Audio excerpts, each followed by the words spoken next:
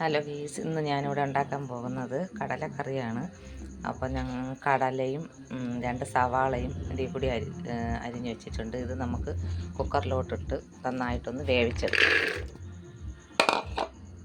ഇനി വേവാനായിട്ടുള്ള ആവശ്യത്തിനുള്ള വെള്ളം, കുറച്ച് ഉപ്പ് നമുക്കിതിലോട്ടിട്ട് കൊടുക്കാം, കാരണം കടലയിൽ ഉപ്പ് പിടിക്കാൻ. അപ്പോൾ നമുക്ക് കുക്കർ വെച്ച് കൊടുത്ത് നമുക്ക് കടല വേവിച്ചെടുക്കാം.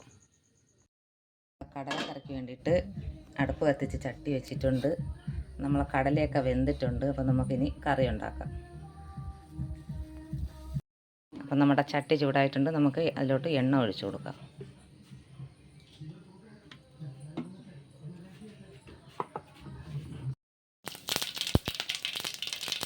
നമ്മളെ കടുക് പൊട്ടിക്കൊണ്ടിരിക്കുകയാണ്.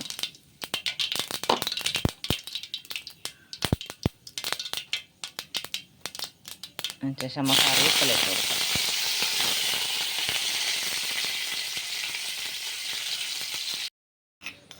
അപ്പം നമ്മുടെ ഇഞ്ചി വെളുത്തുള്ളി പേസ്റ്റ് ചതച്ചത് ഇതിലോട്ട് ഇട്ട് കൊടുക്കാം.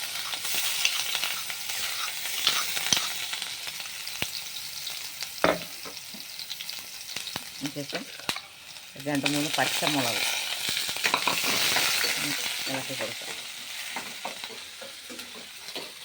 അത് അക്കൂട്ടം തിരിച്ചാക്കാൻ അറിയാമോ? നമുക്ക് ഒരു ചെറിയ തക്കാളി അരിഞ്ഞിട്ട് കൊടുക്കാം.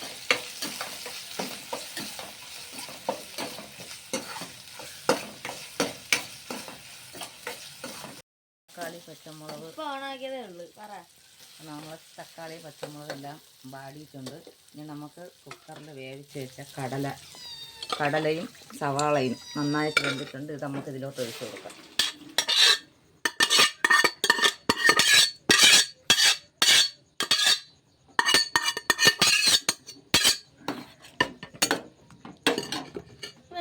കടലേ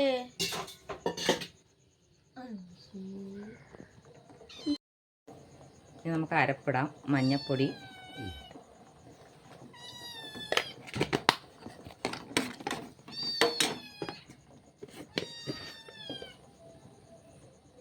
അതിനുശേഷം കുറച്ച് മല്ലിപ്പൊടി.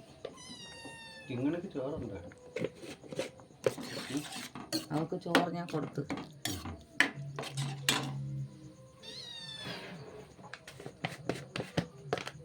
കുറച്ച് മുളക് പൊടി കുറച്ച് മതി. വെള്ളക്കടലായതുകൊണ്ട് എരി അധികം വേണ്ട.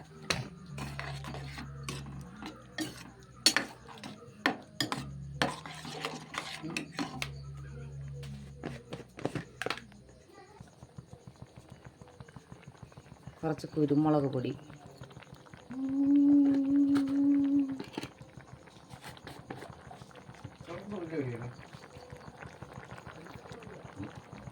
കുറച്ച് മസാല,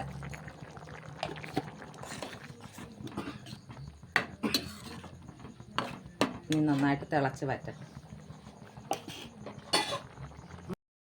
അപ്പം നമ്മുടെ കറി വറ്റി വന്നിട്ടുണ്ട്. അപ്പം നമുക്ക് അതിലോട്ട് തേങ്ങാപ്പാൽ ഒഴിച്ചു കൊടുക്കാം. ചെറുതായിട്ടൊന്ന് ഇളക്കി ഇതൊന്ന് കുറച്ച് തിളച്ചതിന് ശേഷം നമുക്ക് ഇറക്കാം. അപ്പം നമ്മുടെ കറിയൊക്കെ നന്നായിട്ട് വറ്റിയിട്ടുണ്ട്. ഇനി നമുക്ക് ഇത് ഗ്യാസ് ഓഫ് ചെയ്ത് വയ്ക്കാം. അതിന് ശേഷം നമുക്ക് പുട്ട് അവിക്കാം. എന്നിട്ട് നമുക്ക് പുട്ടും കൂട്ടി കഴിക്കാം.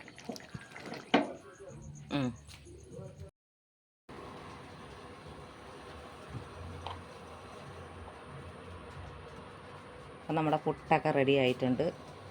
നമുക്കിനി കടലക്കറിയും കൂട്ടി കഴിക്കാം. അപ്പം നമ്മുടെ കറിയൊക്കെ നല്ലോണം സെറ്റായി. ഇതാ നല്ല കറക്റ്റ് പരുവായിട്ടുണ്ട്. നമുക്ക് ഈ കടലക്കറി പുട്ടിലോട്ട് പോയി കഴിക്കാം.